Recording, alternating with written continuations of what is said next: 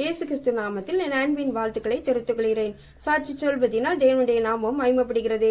வேதாகமத்தில் பார்க்கிறோம் 1 சாமுவேல் 12ஆம் அதிகாரம் 3ஆம் வசனம். கர்த்தரின் சந்நிதியிலும் அவர் அபிஷேகம் பண்ணுவதற்கு முன்பாகவும் என்னை குறித்து சாட்சி சொல்லுங்கள்.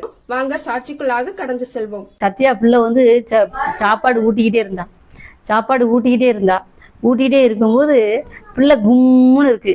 அவள் அதை பார்க்கவே இல்லை. அவள் பாட்டில் சாப்பாடு ஊட்டிகிட்டே இருக்கும்போது நான் குறுக்க மறுக்க அப்படி வீட்டுக்குள்ள அப்படி அங்கிட்டு நடக்கும்போது பிள்ளை என்ன இப்படி இருக்கு, பண்ணு மாதிரி இருக்கு, இப்படி இருக்கு அந்த பிள்ளை.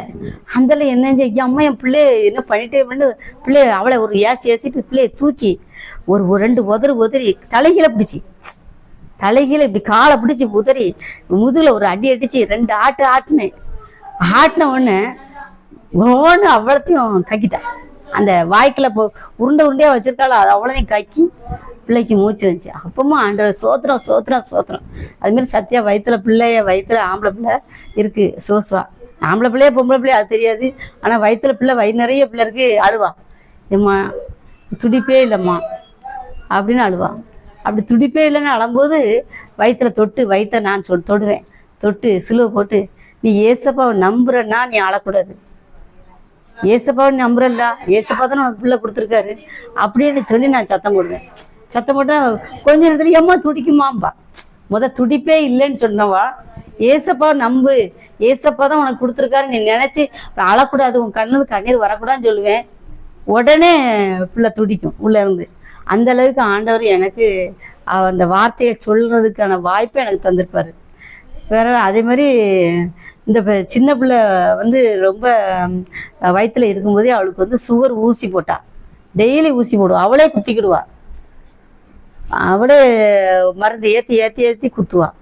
காலையில் வந்து ஒரு 4 கூட்டு, காலையில் ஒரு 4 கூட்டு, மத்தியானம் ஒரு 4 கூட்டு, சாயங்காலம் ஒரு 4 கூட்டு, இப்படி நான் கூட்டு வைக்கிறதுக்கு சளைக்காமல் வச்சு கொடுப்பேன். அவளுக்கு சுகருக்கு வச்சு கொடுத்தாலும் பிள்ளை எப்படி இருக்கோன்னு அழுவா.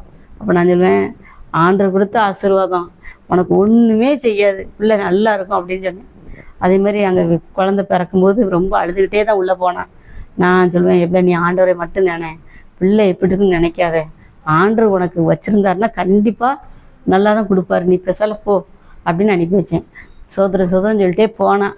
வெளியே உள்ள சத்தம் கேட்கு, இன்னைக்கு பிறக்கிற பிள்ளைலாம் பொத்துன்னு இருக்கு. எப்படி சொல்கிறாங்க, இன்னைக்கு பிறக்கிற பிள்ளைகள் பூரா பொத்துன்னு இருக்கு அப்படின்னு சொல்லிட்டு இருக்காங்க. அப்போ நான் இவ்வளோ பிள்ளைய என்ன சொல்கிறாங்களோ தெரியலையே அப்படின்னு மனசில் நினச்சிட்டு, ஏசப்பா என் பிள்ளை எப்படி இருக்கோ தெரியலையேன்னு ஒரு பேப்பரை கொண்டு வந்து இந்த பிள்ளை உயிருடன் இருக்கிறது அப்படின்னு எழுதி வச்சிருக்கேன் தாளில். அதில் பெண் உயிருடன் இருக்கிறதுன்னு போட்டுச்சு. அப்போ பொம்பளை பிள்ளைன்னு அறிஞ்சிக்கிட்டேன். ஆண்டவருக்கே நன்றின்னு சொல்லிட்டேன். அந்த உள்ள பிள்ளை வருது. பிள்ளை வந்த உடனே நான் பார்க்கேன், அந்த அண்டியில் இருக்குது அந்த பிள்ளை சோபியா. அந்த பிள்ளையை தூக்கி முத்தி, அப்போ ஆண்டவர் வந்து அற்புதம். அந்த பென்சிலின் ஊசி போட்டாலும், சுகர் நோய் இருந்தாலும் பிள்ளைக்கு எந்த ஒரு சேதம் இல்லாமல் தங்க சிலை மாதிரி எனக்கு கொடுத்தாரு கடவுள். அவர் சாயலாக எனக்கு கொடுத்த பிள்ளைகள் 2மே ஜோஸ்வா, சோஃபியா. அவர் கொடுத்த ஆசீர்வாதம் தான் இன்னைக்கு வரைக்கும் ஓடுது. இப்பவும் அவனுக்கு சளி ரொம்ப அதிகமாக இருக்குது. இசப்பா தான் தோணுன்னு சொல்லி நானும் ஒவ்வொரு நேரமும் நைட்லாம் ஜெபம் பண்ணுவேன். இசப்பா அவன் நீங்கள் கொடுத்த பிள்ளைப்பா, அவனை பாதுகாத்துக்கோங்கன்னு சொல்லி தான் ஜெபம் பண்ணிகிட்டே இருக்கேன். நீ ஆண்டவர் செய்த நன்மைகளை நான் சொல்கிறதுக்கு இருக்குங்க. என்னென்னா, என் உடம்புல வந்து ஒரு பிசாசு பிடி மாதிரி இருந்துச்சு. நாங்கள் இந்து குடும்பம் தான், நாங்கள் இந்து குடும்பத்துலேருந்து தான் இருந்தேன். இப்போ ஆண்டவருக்குள்ளே வந்திருக்கேன். ஆண்டவர் செய்த அற்புதங்களில் நான் ஆசீர்வதிக்க போய் இன்றைக்கி ஆண்டவருடைய காலை பிடிச்சிக்கிட்டு இருக்கேன். உடம்பு சரியில்லாமல் ரொம்ப கஷ்டப்பட்டேன், சாப்பிட கூட முடியாமல் கிடந்தேன்.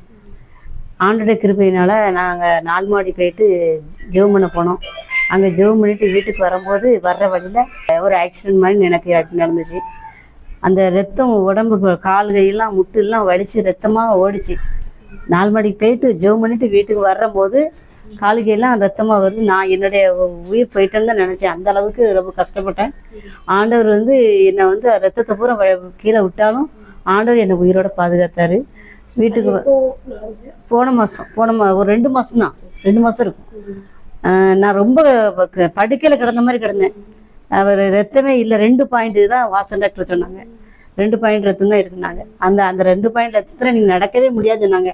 ஆனாலும் ஆண்டவர் என்னை இந்த அளவுக்கு நடத்துகிறாரு நினச்சி நம்ம ஆண்டவருக்கு சர்ச்சுக்கு போவோம்னு சொல்லி வீட்டுக்காரர் கூப்பிட்டு போனாங்க. 4 மாடி போயிட்டு வர்ற வழியில் ஒரு சின்ன அடி, இந்த ஸ்பீட் பிரேக்கரில் கீழே விழுந்து ரத்தம்லாம் போணுச்சு. ஆனாலும் வீட்டுக்கு வந்து இந்த பொற்செல்வன் ஆசிரியர்னு ஒரு சபையிலேருந்து ஒரு தம்பி வந்து எங்களுக்கு ஜெபம் பண்ணாங்க. ராத்திரியே வந்து ஜெபம் பண்ணாங்க. இன்னைக்கே இந்த பிசாசு ஒன்று விட்டு விலகுது அப்படின்னு சொல்லி ஜெபம் பண்ணி விட்டுட்டு அவங்க போயிட்டாங்க. அன்னைக்கு நைட்டே நான் சாப்பிட்டேன். வரும்போது சாயர்புரத்தில் வர்ற வழியில சாயர்புரத்தில் ஆஸ்பத்திரியில் லேசாக தொடச்சி எடுத்து ரத்தத்தெல்லாம் தொடச்சி பேண்டேஜ்லாம் போட்டு ஊசி போட்டு மாத்திரை போட்டு வீட்டுக்கு வந்தேன். வீட்டுக்கு வந்து எங்கள் அம்மாவுக்கு இப்படி ஆயிட்டு, நீங்கள் வந்து ஒரு சின்ன ஜெபம் பண்ணிட்டு போங்க, உங்களை ஜெபத்தால் தான்